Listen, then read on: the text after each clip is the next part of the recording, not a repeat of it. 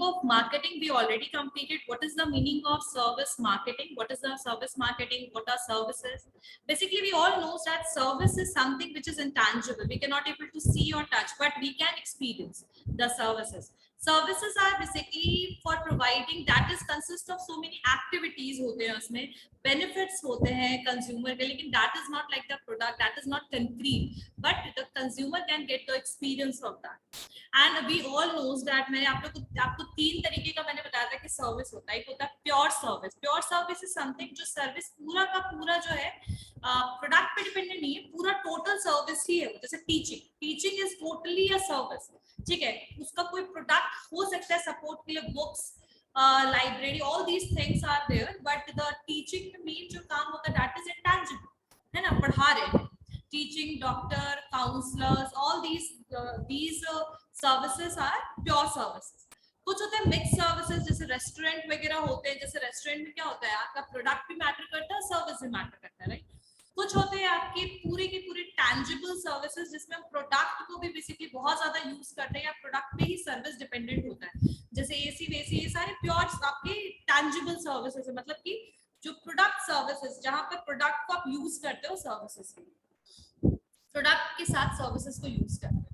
अब हम scope of service industry की बात करें तो what are the various scope of service industry.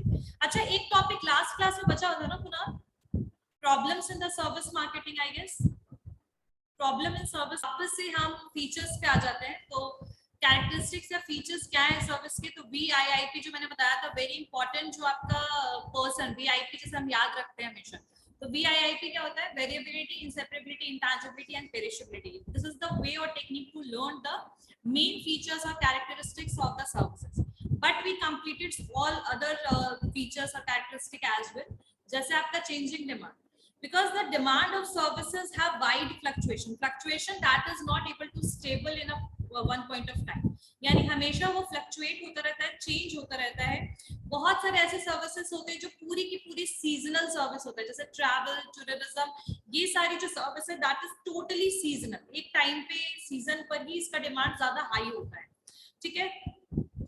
And ये सारे जो है आपके क्रिकेट फील्ड हो गया, गोल्फ कोर्सेस हो गए, ये सारे डिमांड ऐसे हैं जो ऐसे सर्विसेज है जिनका डिमांड हमेशा फ्लक्चुएट होता रहता है. So we can say that the service का कैरेक्टरिस्टिक है कि इसमें डिमांड जो है हमेशा क्या होता है, बदलते रहता है, फ्लक्चुएट करता रहता है, एक जगह स्थिर नहीं रहता है.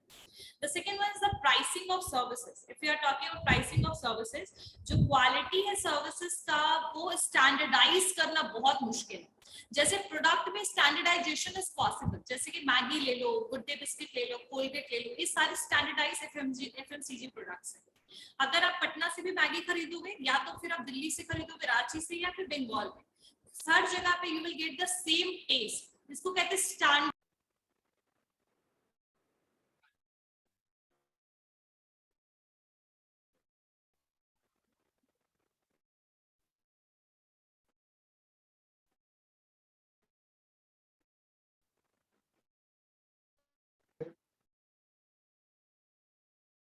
देखो, तो प्राइसिंग ऑफ जो सर्विसेज है आपका, प्राइसिंग ऑफ सर्विसेज जो है आपका, वो सर्विस की क्वालिटी को डिफाइन करना, उसको समझना, दैट इज वेरी डिफिकल्ट.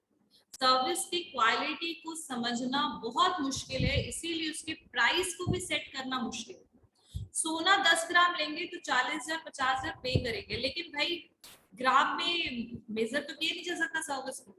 तो सर्विस का जो प्राइस होता है ज्यादातर वो किस हिसाब से सेट किया जाता है, the price of the services is mainly set according to the demand and competition. यानी मार्केट में उस सर्विस का कितना डिमांड है, कंपटीशन कितना ज्यादा हाई है, उस हिसाब से हम प्रोडक्ट का डिमांड को, प्रोडक्ट के प्राइस को सेट करते हैं. अभी जैसे एग्जांपल में अगर आप देखो, जियो, एयरटेल, लगभग इनका प्राइस प्लान लगभग सिमिलर टाइप का है. Why this is happening? Because of the competition and because of the demand. If एक टाइम पे अगर किसी सर्विस का डिमांड बहुत ज्यादा हाई हो जाएगा तो obviously they will start charging more price. So basically the price of the services is totally dependent upon the competition and the demand of that service at that time. Clear हो गया Kunal? Kunal? At this point, the quality of the services जो है उसको determine करना बहुत मुश्किल है। तो हम प्राइस सर्विस का कैसे सेट करते हैं? We are setting the price of the services according to और on the basis of demand and competition. जैसे अगर room rents in tourist spot में अगर हम देखें, टूरिस्ट स्पॉट है, मान लीजिए कि Mussoorie, Darjeeling, these are tourist spot. ये सब का इसका जो डिमांड है ना वो एक सीजन पे होता है, और सीजनल डिमांड की वजह से उस समय डिमांड हाई है तो प्रोडक्ट का यानी सर्विस का भी प्राइस क्या हो जाता है? हाई हो जाता है। So the price of the services are totally dependent on the competition and demand. Next one is direct channel. Direct channel का मतलब क्या हो? पहले तो चैनल का क्या मतलब होता है? Channel we all know the supply chain management channels, 0 level channel, 1 level channel, 2 level, 3 level, जहां पर आपके कौन कौन होते हैं बीच में? आपके मिडिल मैन होते हैं, फिर आपके होलसेलर होते हैं, उसके अलावा होलसेलर के अलावा रिटेलर्स होते हैं। तो ये जो है बेसिकली आपके चैनल्स में आपके ये सारे मीडिएटर होते हैं।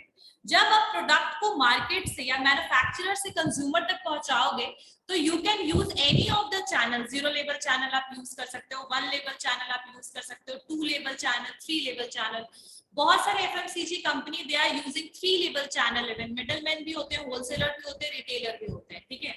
सो in this situation product can be passed from one basically